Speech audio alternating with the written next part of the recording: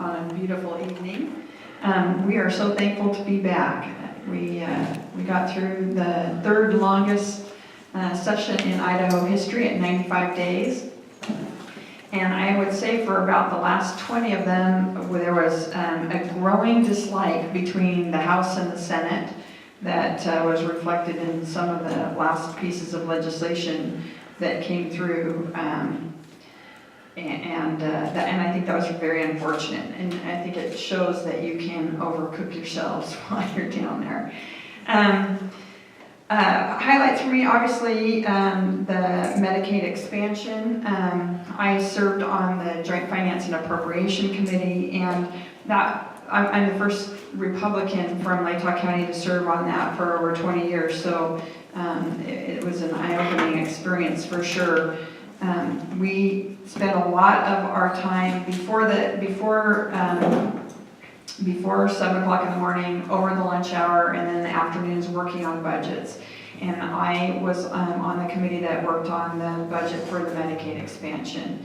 And we spent a lot of time in front of a whiteboard looking at all the different budgets where we could shift costs, for instance, from the prisons to help fund some of that and a bunch of other costs. So we moved around a lot of funds.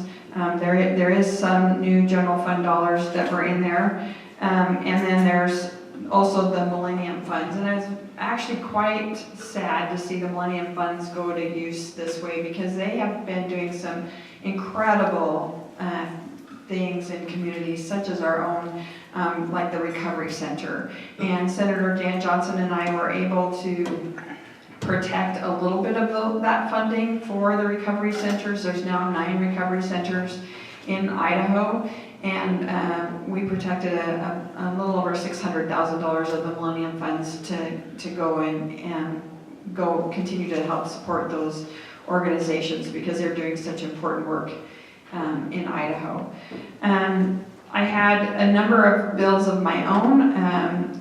As you might know, I've served the last 4 years on the Idaho Suicide Prevention Council, and I think one of the most important things that we can do is make it simple for people to ask for help. And 611 is the last of the one, they call them the 11 numbers, I think N11, but it's the last one that is available. And there's an effort to get the FCC to release that for suicide prevention and mental health crisis. And so it was just a concurrent resolution between the House and the Senate asking for our delegation to support that. And I've personally now spoken to all 4 members of our Idaho delegation about why this is so important. And Idaho numbers are very, very high. So hopefully they'll take that ball, run with it, and we'll get that number secured for the nation. It will work a lot like 911, so regardless of where you're at, the number will be, it'll get forwarded. Idaho does have a hotline, so, and the hours that our Idaho hotline is open, that if you make that call, we'll go to the Idaho hotline number. But then we already contract with the National Suicide Prevention Hotline, and so when they are not in operation, it'll do as it does now, go to the national hotline. Representative Gosling and I have had a number of conversations about how important it is for us to ensure that our veterans get appropriate counseling when they call those numbers. And so we've been working with the Veterans Administration to have a plan for Idaho veterans if they make those phone calls, because their numbers are very distressing.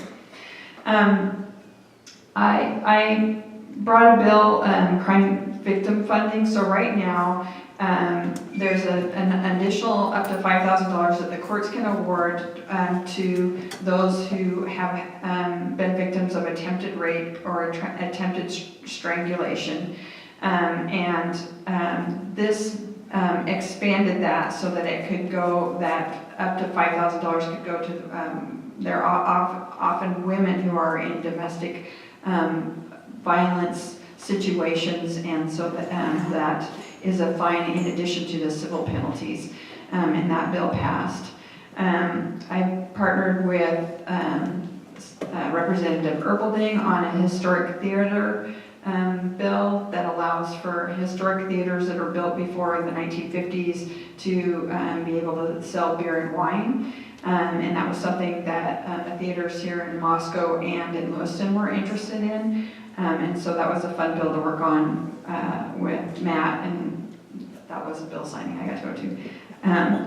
I have to say, this governor has been really great about making these celebrations possible. 4 years, no bill signing. First year with Governor Little, I think I went to about 8 of them, so it was very fun. It was interesting that behind the scenes, the senator mentioned the K-3 literacy funding, and there was a lot of discussion about that in JFAC, and there was a lot of resistance on whether or not that funding would happen. And the governor called in those folks that were resistant to it one at a time into his office, and he is a policy wonk. He knew to the decimal how much difference this makes for the success of children as they move forward through their educational careers. And so he convinced all the doubters about how important that was, and that bill flew through. But I have to say the credit really does belong to the governor because of his understanding of the issue and his willingness to really leverage his office and his passion for that. He did the same thing with starting teachers' pay. And he was so kind, he sent personal notes to those legislators who he felt helped with those. And so I have a note that I have stuck on my wall in my office. Thank you for your help. He's very sincerely thankful when his passionate goals get achieved. I did one, this was the female genital mutilation bill. The Michigan court said overturned federal court and determined that states could set their own policy on that. It's an ancient cultural practice, but it's one in which the United Nations has said is one of the most important things that they would like to overturn, cultural things. So I brought a bill that bans that in Idaho, and it was the bill that people voted on the fastest because they didn't want me to say that too many more times in my argument. I've said it twice, and every time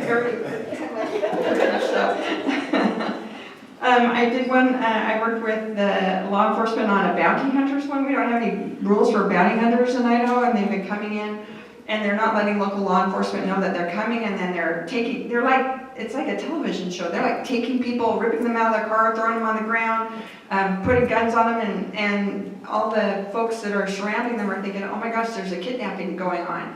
So we worked together to pull some language together to put some guidelines around bounty hunting.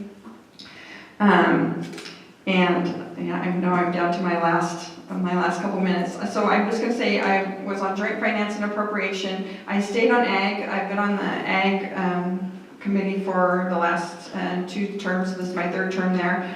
I was very disappointed in hemp.